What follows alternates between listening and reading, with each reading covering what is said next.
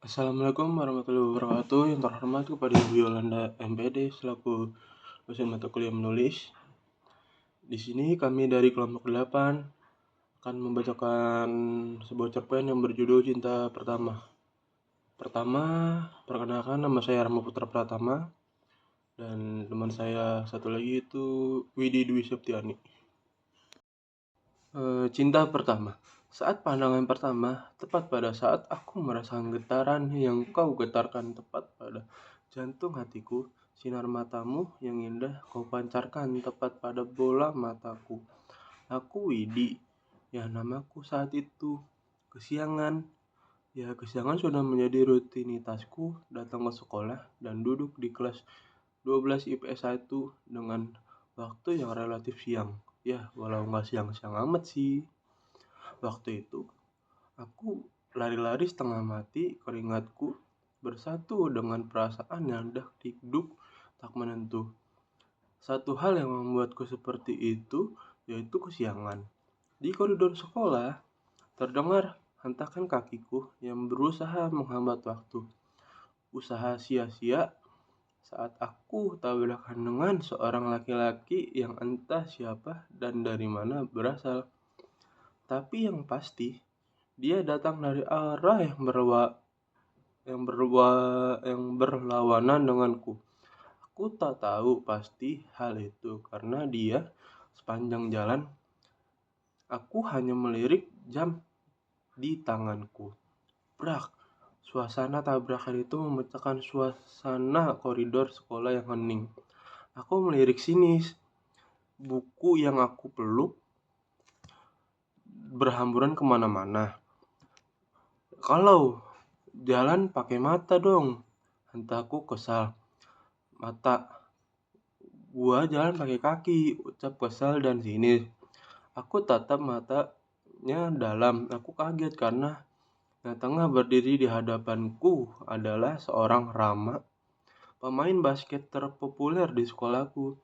Sepertinya aku mulai malu dengan sikapku yang terbilang gak sopan, tapi semua itu rasanya terlambat. Ya sudah, aku beranikan saja diriku untuk menentangnya. Nyolot lagi, kataku yang memberanikan diri melontarkan kata-kata itu kepada pemain basket terpopuler ini. Pasalnya, aku juga tambah kesal karena buku yang berhamburan. Tak ada hasrat sedikit pun darinya untuk menolongku membereskannya. Nyolot, gua tanya, yang lari-lari gak jelas itu siapa? Hah? Pertanyaannya simpel, tapi mampu membuat nyaliku menciut seketika. Dan tak berdaya, aku malu dibuatnya. Aku sadar dari pertanyaannya itu memojokkan bahwa memang aku yang salah akan hal yang terjadi ini. Hingga akhirnya aku memutuskan untuk pergi meninggalkannya setelah aku melirik jam di tanganku. Tak terasa sudah pukul 7.15. Gawat. Gara-gara cowok ini, aku jadi makin kesiangan pikirku. Aku lekas berlari dengan ekspresi wajah tanpa dosa. Terdengar suara yang memanggilku, enggan sebutan kata gila. Tak aku pedulikan suaranya, aku hanya membalas dengan juluran lidahku. Be, kataku dan lekas pergi menuju kelas. Entah dari mana rasa itu muncul. Rasa yang aneh terasa di relung jiwaku. Sangat sulit untuk diartikan rasa ini. Malam sangat sulit ku memejamkan mataku. Yang ada hanya bayang-bayang semua hadir dalam pelukan hangat mimpiku. Tak menentu, aneh, sedangkan menyatu dalam otak dan pikiranku kini. Sedang senang dan kesal karena seorang Angga. Orang cuek yang mampu mencairkan hati ini dari trauma cowok saat dulu. Beban berat yang kurasa kini hanya beban pikiranku akan Rama. Terasa banyak teroran yang masuk ke dalam telepon genggamku. Entah siapa, aku tak bisa menebaknya. Hanya ribuan pertanyaan yang membaur dalam memori otakku kini. Siapa orang yang setiap detik menggangguku? Kata-kata mutiara dan perhatian yang amat sangat membuat hati dan hidung ini tak karuan. Semakin hari, SMS itu semakin membuatku penasaran. Berkali-kali, aku tanya siapa dirinya. Dia hanya menjawab, "Freeze time." Aku sama sekali tidak mengerti dengan jawabannya. Sore ini, aku memilih untuk bersantai ria di bawah langit sore. Tepatnya aku duduk di bawah ayunan taman yang berada di komplek rumahku. Suasananya indah, cukup sepi, tak seperti biasanya. Banyak anak-anak yang bermain di situ, tapi sekarang hanya ada beberapa anak saja. Inilah waktu yang tepat untuk menenangkan pikiranku yang lelah. Kupejamkan mataku sembari menikmati lagu-lagu klasik yang membuatku terbuai olehnya. Khayalku seolah melayang. Ku mendekap angan-anganku yang kian tumbuh hangat dan hangatnya. Cinta. Pejaman mataku membuatku tak sadar akan apa yang terjadi di sekitarku. Tawa canda anak-anak di sekitarku ini yang ada hanya bayangan cowok pemain basket populer. Khayalku seolah membuyar ketika ku dengar dering SMS yang masuk ke dalam handphoneku. Segera ku buka, suara yang selalu menerorku rupanya. Tanpa nama, lo penasaran gue siapa? Widya, tanpa nama. Temui gue besok di taman kota jam 16.00. Aku tak menjawab SMS-nya lagi. Bagiku, jelas tanpa basa-basi, besok aku harus datang ke taman kota untuk menjawab semua pertanyaanku. Tim basket SMA kita akan berlaga pada ajang pertandingan basket se-Jawa Bali. Itu kata-kata yang kudengar dari speaker yang berada di kelasku, istilahnya pangging. Mendengar akan hal itu, aku menghentikan aktivitas tanganku yang sedang menulis. Berarti sekarang dia main dong. Semoga kamu menang ya Rama. Doaku dalam hati. Segera aku melanjutkan kegiatan menulis. Di lapangan, melihat rombongan tim basket menuju keluar gerbang. Sepertinya mereka bersiap untuk berlaga dalam pertandingan nanti. Pagi sekali aku pikir saat jam istirahat 10.15, mataku dan Rama bertumpu pada satu titik fokus. Aku mencoba tersenyum ramah, lalu dia hanya memalingkan mukanya. Hari ini aku sangat senang. Tepat pukul 14.00 aku mendapatkan berita bahwa sekolahku menang tanding basket. Hari ini pula aku akan bertemu dengan pengagum rahasiaku tepat pukul 16.00 di taman kota. Entah berapa lama aku menunggu di sini, semakin detik semakin cepat untukku. Semakin sore tampaknya, tapi belum ada tanda-tanda seorang yang menghampiriku. Handphoneku berdering, Dengan seyakin-yakinnya, aku angkat teleponnya. Halo, sapa aku. Halo, sapa aku balik. Maaf, tolong secepatnya lekas menuju rumah sakit Cempaka, ruang 6, kaca piring. Suara khas ngebas laki-laki di ujung sana. Telepon terputus sebelum ku jawab.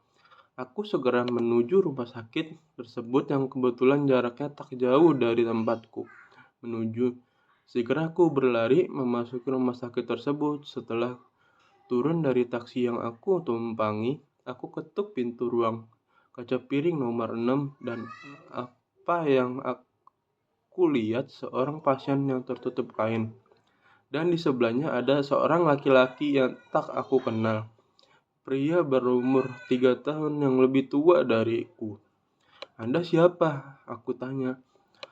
Saya hanya menolong orang ini dan saat tanya siapa keluarganya harus saya hubungi, dia hanya meminta untuk menghubungi seorang yang bernama First Time di kontaknya. Selain itu, dia meminta untuk memberikan bungkusan ini untuknya dan yang aku lihat, dia juga sempat menulis sebuah surat untuknya pula.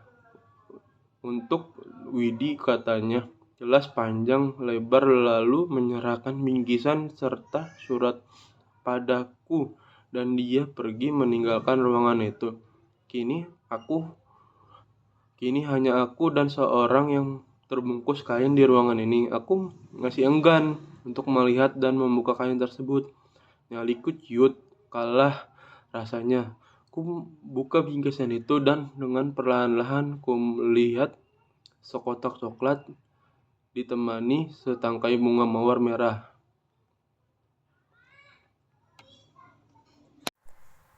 Duri, sepertinya dia telaten untuk membersihkan mawar itu dari duri-durinya.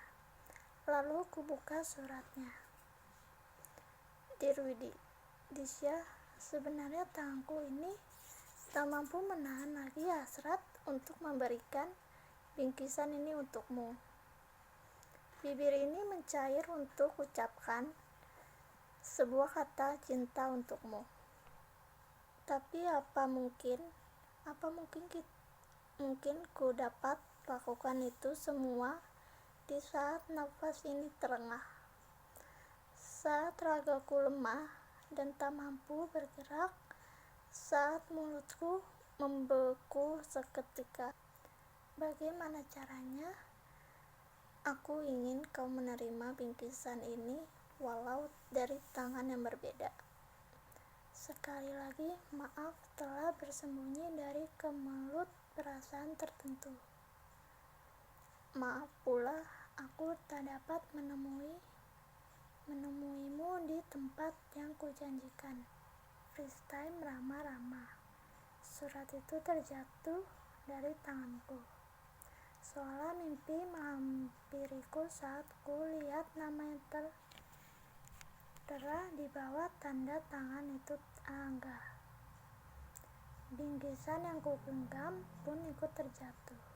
Ternyata julukan Freestyle adalah seorang yang juga aku sayangi. Freestyle karena kami pertama bertemu. Hatiku penasaran, mencoba mengembalikan nyali yang koyak dan menciut. Ku coba bukan kain yang menutupi seorang di ranjang itu. Dan apa kini yang tengah kulihat dengan jelas para seorang cowok tepat pada saat bertemu dan bertabrakan di koridor sekolah. Seorang pemain basket terpopuler yang bernomor punggung 5. Rama, yaitu adalah Angga. Tak kuasa ku menahan tangis yang siap membanjiri ruangan ini. Seorang terbujur kaku di hadapanku ini adalah seorang yang aku dambakan kehadiran dalam kehidupanku.